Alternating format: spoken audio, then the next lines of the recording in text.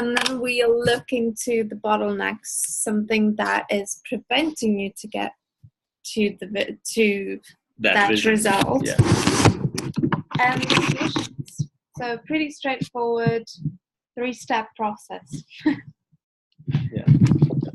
And step number 1 is it's really good for you to vocalize. Yeah. If you're not 100% clear on it. I don't think anyone's clear on it, to be honest. But where you see the business going, if you were to paint a picture of a year down the line of what does the business look like, it would be good if you can talk us through that and just what your vision is. Okay. So a year down the line, I feel like I would be continuing to do what I do now, which is doing digital content creation for brands and companies. Yeah. Specifically for social media. You've seen my website. I do these GIFs and micro video animations. So that is the main service that I offer. So I feel like I would still be doing that. And I think also, but also kind of having established myself as sort of, I don't know if this is like the best wording for it, but sort of like an artist in the, or like an influencer in the artist space.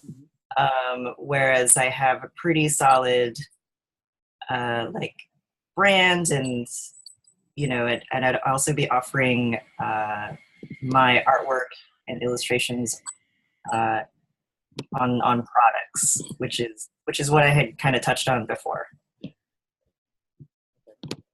And the obvious next question is, what's stopping you, or what has stopped you from being at that stage by now?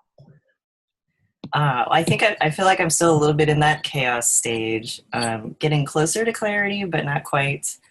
The business for me is still pretty fresh. I've just been freelancing full time for the last 6 months, so I feel like I'm still kind of getting a handle on like a routine that works well for me, and I don't feel like I have a consistent flow of clients yet. I've been just kind of lucky as far as having clients find me and hire me to do things.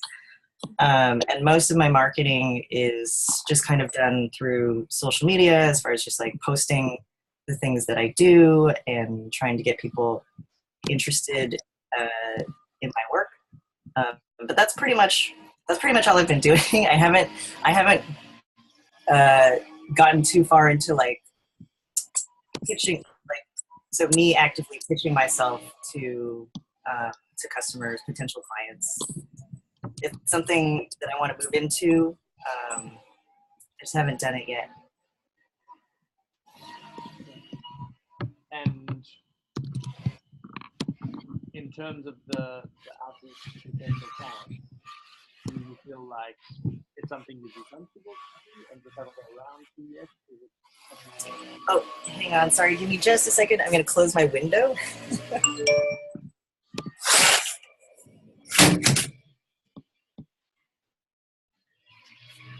They're doing, I think they're doing leaf blowing outside.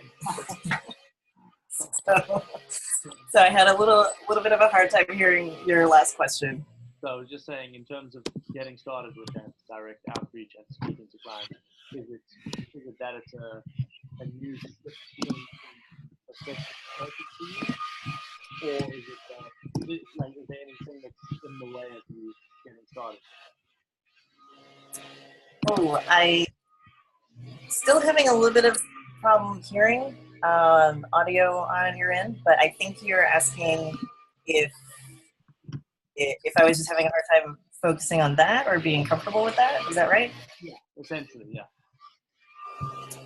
Yeah, I think it's just because in a way, I feel like I've been a little bit lazy because the last few clients that I've had since they've just found me and I haven't really had to do a lot of work, I've just kind of been like, oh, okay, cool. Like,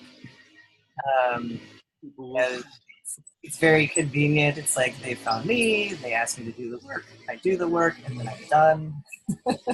But of course, when there's nothing coming in, then I'm like, oh no, like I need to be finding, clients. It's actually we've been having quite a few calls, and really the foundational question is whether you have consistent sales of clients or not. And from that, we'll look at the clients that you have right now, the last 10 or 5 clients that you had, where have they come from? Oh, Once you know where, do you know? right. Where have they come from? I actually made a list the other day so I could sort of analyze that. Let me see. I would say that half of them are people that have found me through my Instagram or through my Giphy page, which is just the other platform that I've noticed on. Maybe a little more than half, actually. And a couple of other people have just been local, friends that I know. Yeah. Yeah, and then another person was just a person I had direct contact with. I was actually taking a class from her, so she was able to become familiar with my work through that channel. And in terms of the clients that you have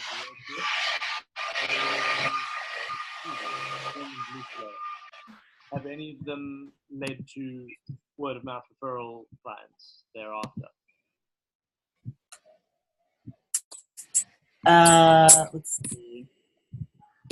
Yeah, I mean, there was one person. Yeah, one was definitely word of mouth referral. I guess a couple of them were.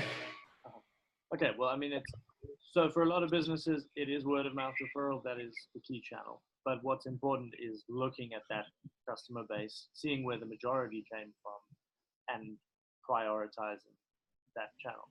So it's interesting. I mean, Instagram is a particularly good one because obviously it's such a visual medium, and your work is very different to the vast majority of what is on Instagram. So that's going to be a great channel to showcase. It's interesting that Giphy is leading to clients as well because it's such a huge discovery platform, and you have, I mean, you do have an account on Giphy, I guess, but when people are using it, they typically just searched something, right? And yes, yeah. It's interesting. The first the first client that I got from them, they found me through that.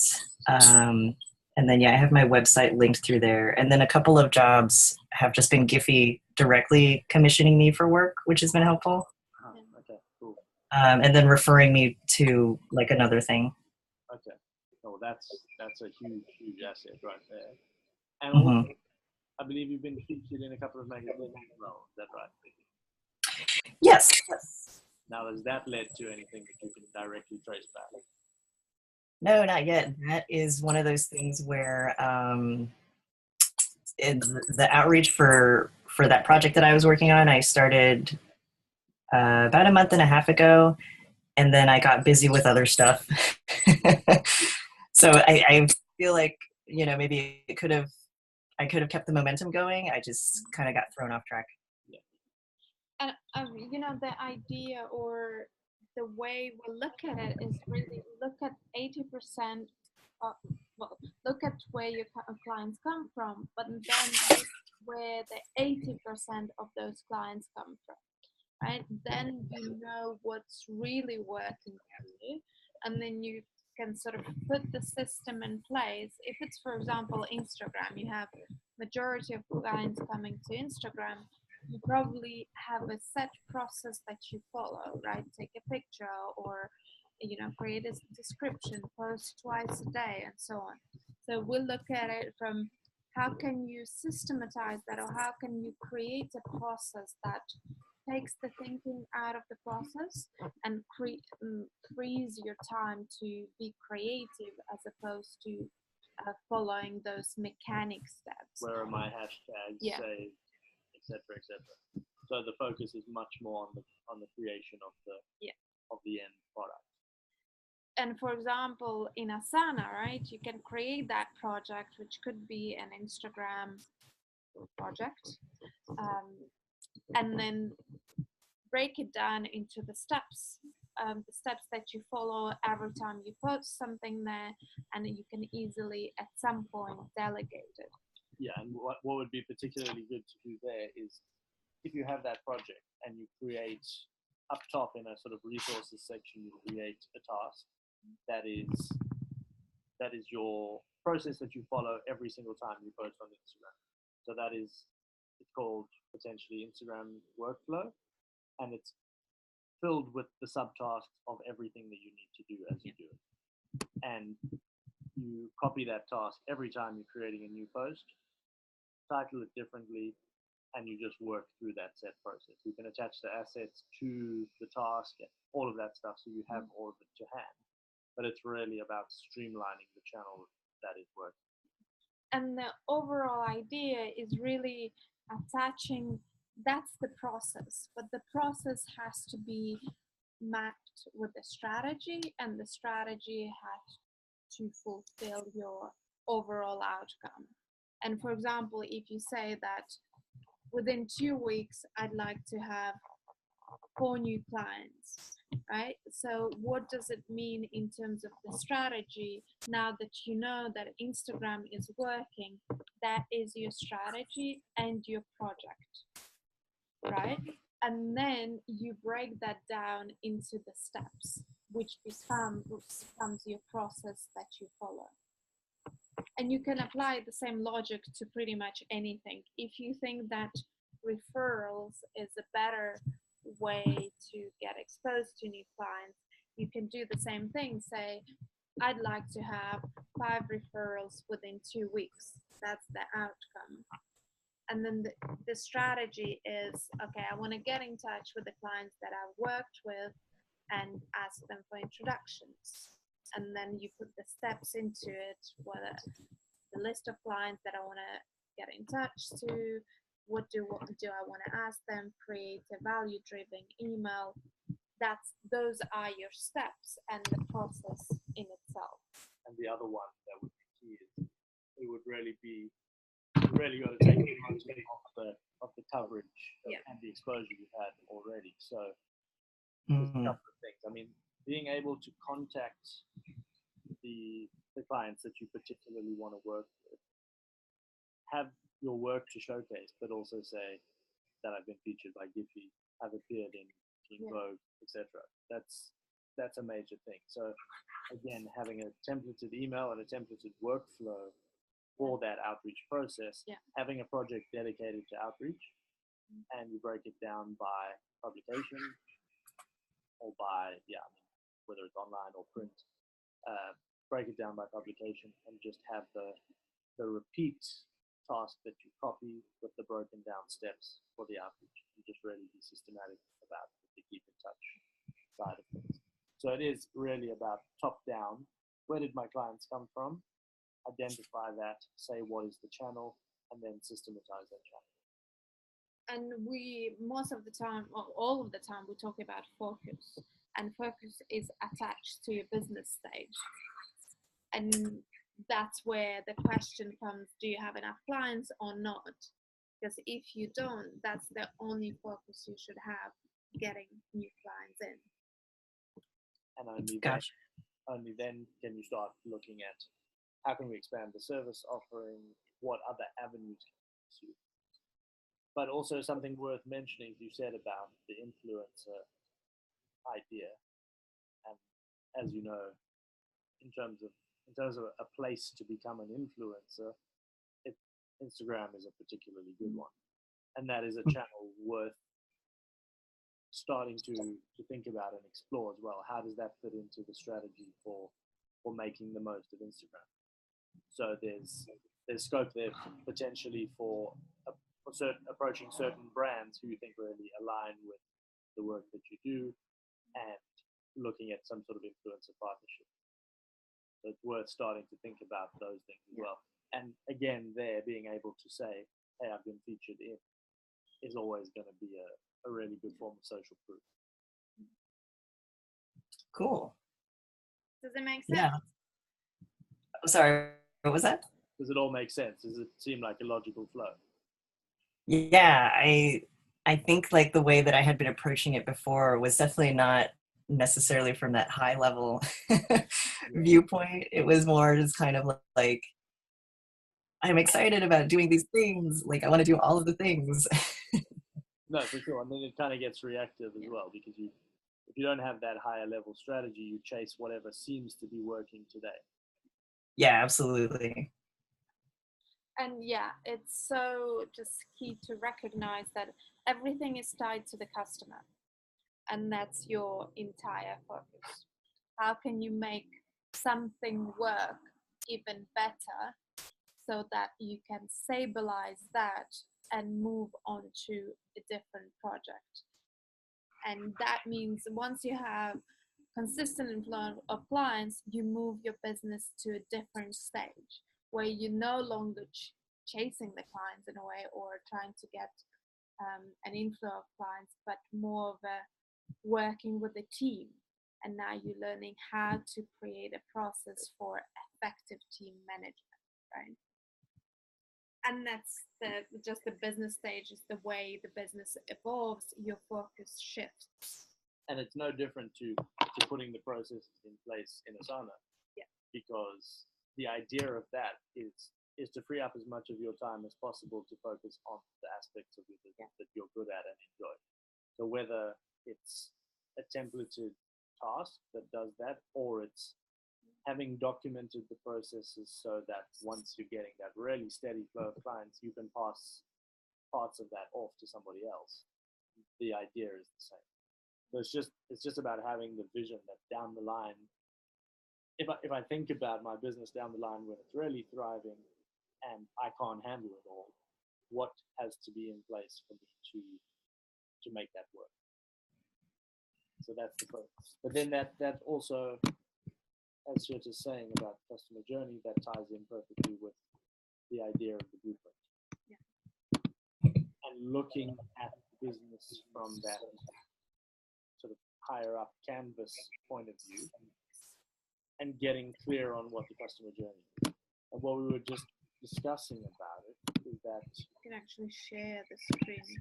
Yeah, hopefully the internet will see it. Share scaffolding.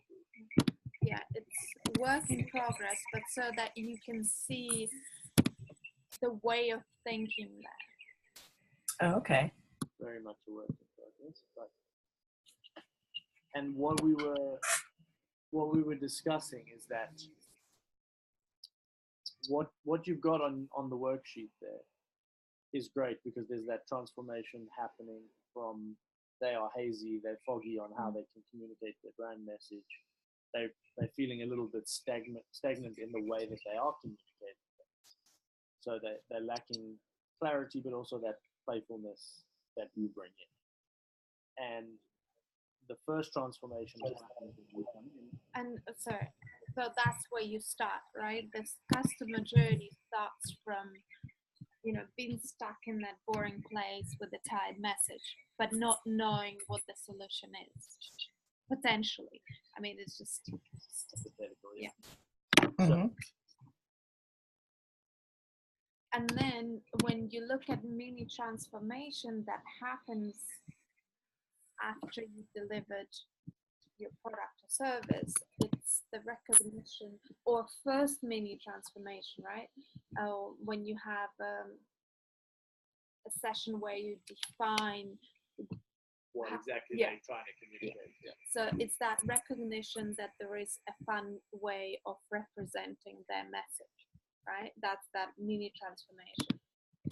And here I wrote, that's the product of EP or illustrations, but it might be something else because this is really just trying to understand what the journey customer goes through while they're working with you, and then looking whether those mini transformations actually match the products that you provide, or whether those products should be at a later stage or broken down into smaller pieces or otherwise. So that's the first mini transformation, and you're taking them to a point of initial clarity. So you've started to show them that there is a better way to communicate their message to capture the fun element in their brand. Yeah, so move it across. And what you said is that you're taking them to a point of delight where they have that way of communicating to their customers and articulate exactly that, yeah. Articulate to a wider audience, speak to them in a way that is very different, and the key takeaway for the customer there is they themselves have now got more clarity on what their message is and how to articulate. And that's a huge, huge transformation if you look at it. Like if you look at it from your own perspective in your business, the ability to go from when somebody comes to you and says, "Hey Annie, what do you do?" Mm-hmm. For you, Oh, yeah. yeah, for you to say to them initially, it would probably be, "Well, I make GIFs and stop motion animations."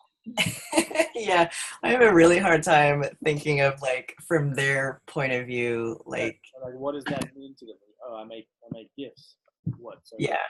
like, pictures, or like, and so to be able to get to a point where you can articulate clearly in a benefit-driven way what it is that you offer.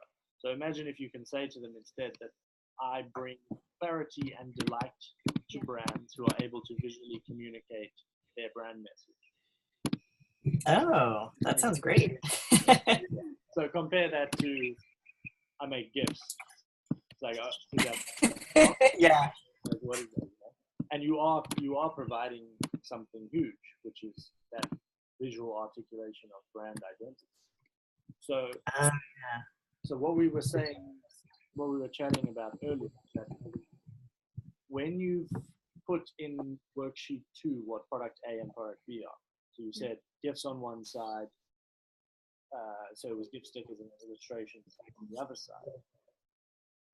We feel like you're looking in that whole thing, you're actually looking at one part of the entire customer journey. And it would be worthwhile looking much broader at, okay, so the analogy we give and that we were just discussing is the idea of a 20% product, a 40% product. And the idea there is that in each case, you're not providing the full solution that the client is looking for. Not as a I'm holding something back, but more that they are at a certain point right now. And the product that I give them or the service that I offer them now takes them to 20% of the way through their journey. And there's a mindset shift that's happening for them to see that it is possible to get this solution. And it's taking them to that next stage where you are able to introduce the next solution that takes them from 20% to 40%. So to give you an example for us in our business, that first thing would be the business owner is in a state of chaos, no clarity whatsoever on what they offer, who they offer it to, and how to position it, for example, and the systems that are needed to make it happen. And there's always a sort of a mindset attached to it, which is I'm not picky, I don't know what to do, I don't even know where to start. And the 20% product, the business blueprint, for example, is very much about changing a mindset and starting to see that, oh, I can do this. I can put this in place myself. I can frame my business. And then, even though I'm not some sort of tech geek, I can put systems in place. So that mindset is part of the product journey. So it's about looking at your business at a higher level and saying, what is the full customer journey that my customers are on, and where do my current services fit into that? So I actually want to add it. Do you see the picture? Yes. So it's exactly what James said. It's pretty much what separates the customer from being in that boring place, and the delight is that your product. that you currently offer, right? One of the products, because they seem to bring the same outcome, right? And the transformation that happened there is the recognition there is a better way, and then the end result is the ability to articulate how to talk about how to represent their message to a wider audience. And if you look at it from a perspective that that whole thing is a mini journey of one product, Mm-hmm. right? So potentially it's not a full journey that your customer goes through, and potentially you don't know yet what that full journey looks like, because depending how many customers you have, it will evolve. Once you put your focus into getting new customers, you'll start understanding what more do they need.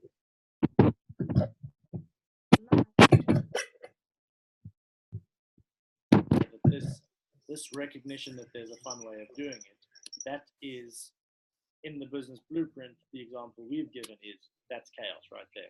Yeah. This point, they are able to articulate what they are to a wider audience. That's clarity.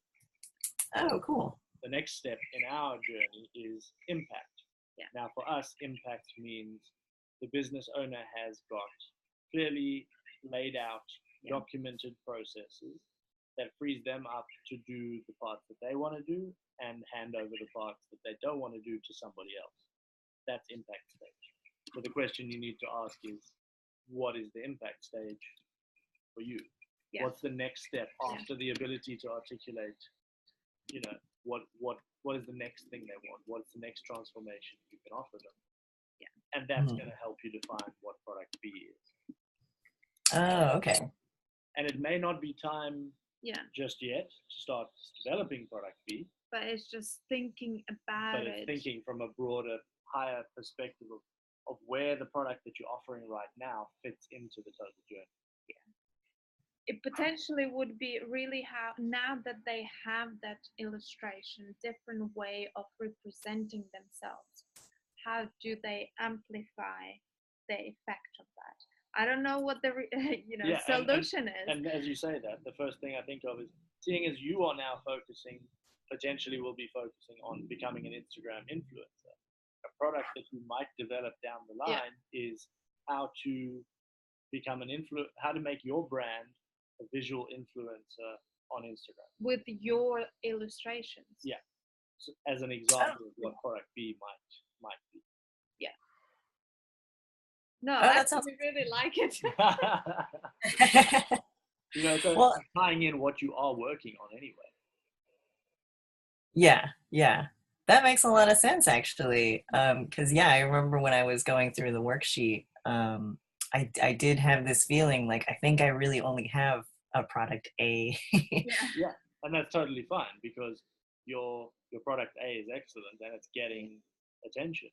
And the point you want to get to is, I have more clients than I can handle with product A. Mm-hmm. Yeah. Then you can think about product B and C.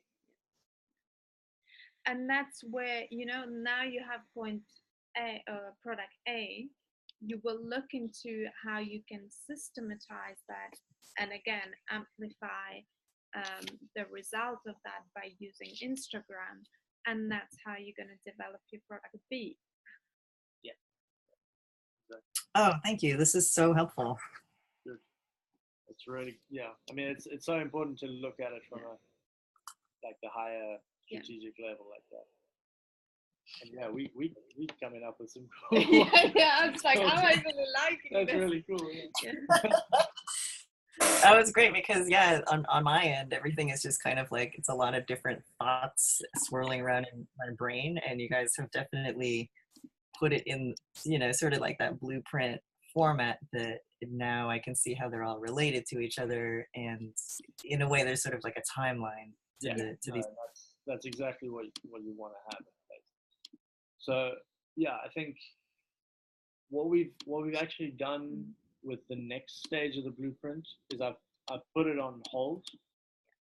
We're not gonna put it out for the next couple of days, because I really think these are the foundational 2 steps. Yeah. and we really want to make sure that you are solid on those two before we start looking at channels. So Okay. yeah, so really, I would really suggest thinking and just thinking about this exact. Yeah. We'll send bit. you this diagram. I just cannot get this arrow going that way. You made like a million arrows. We'll sort our arrow game out. And Yeah. then we'll, So we'll send that through, think about it, sleep on it, and then really just reflect back. yeah, and tomorrow what we'll do is we'll send you through the recording as well as we're going to put together a document with essentially the takeaways and what to act on next. And yeah, we'll take it from there. And also the Asana project. Yeah. We'll create a project in Asana and connect you with that so that we have everything in there and we can discuss it there. Oh, cool. Perfect. Did you find it helpful? Super, super helpful. Yeah, I felt like I was at this stage. Like, you guys have definitely brought me closer to clarity. Because again, even like what you were saying earlier with the like my process for sharing work on Instagram, it is something that I kind of have just gotten to the habit of doing, but I've not necessarily like attached it to any specific strategy, or I think I'm starting to, but I haven't like made it a project. But I can see now how that would be helpful just to like actually write these things down. And also taking into account the things like it's always worthwhile being aware of where is my audience, when are they most active on Instagram, so that you are optimizing your posting schedule. Yeah. And also with any form of marketing, it's not marketing until you can measure it. You do need to also have some sort of metrics that you are tracking, whether it's impressions, it's clicks through to the specific comments. Yeah, I mean whether it's comments. So you can measure the progression of it and what's working. Yeah. Because it's always about amplifying what's working. That's cool. It's given me some reassurance or just something to focus on. Because one of the other things that was popping up in my head like a few weeks ago was, like for example, how they say like everyone should have like an email newsletter. Yeah. I was thinking, okay, yeah, but I'd have to learn how to do that. Yeah, and exactly. Take away some focus from my efforts that I'm working on currently. So. And one thing, I think you love that. Just scrap out anything that is not you or that you haven't tried, because the key is really to systematize what's working. You don't need to replicate what works for someone else. This is your business. You know what's working, and you can make it work even better with what you have. Because the mistake a lot of small business owners make is, oh, look, he's making a lot of money doing this funnel, I'll go and do that as well. But it neither feels personal to that person, nor does it work for that business. And and that's not to say there's anything inherently wrong with an email list. Yeah, it's just that it's about focus areas. Yeah. Like your time is best not spent learning how to do email marketing at this stage. Yeah. Once you have, that flow of clients from Instagram, you can then hire someone to do your newsletter. Exactly. Yeah, I would love that. That's the goal. Yeah. That's the goal. Awesome. So we'll get that stuff over to you tomorrow. And we'll send you the diagram today so you can actually have a look at it and play with it. You can actually download this app. It's really cool to just move it around and come up with some ideas. It's free, isn't it? Yeah. So cool. So we'll get that over to you. And next steps. Yeah. If you have any questions, you can post it in the community and we'll get back to you. Awesome. I so appreciate this. Thank you so much. And also thank you guys for being so accessible. This is great. Not a problem at all. Thank you. We want you on this journey, So yeah, it's as we were saying on another call, we small businesses should stick together and support each other. That's the only way, isn't it? Totally. That's true. Cool. So we will speak to you tomorrow, and give us a shout if any questions. All right, sounds good. Thank you so much, and I hope you guys enjoy the rest of your evening. You too. Thank you. Bye. Bye. Bye.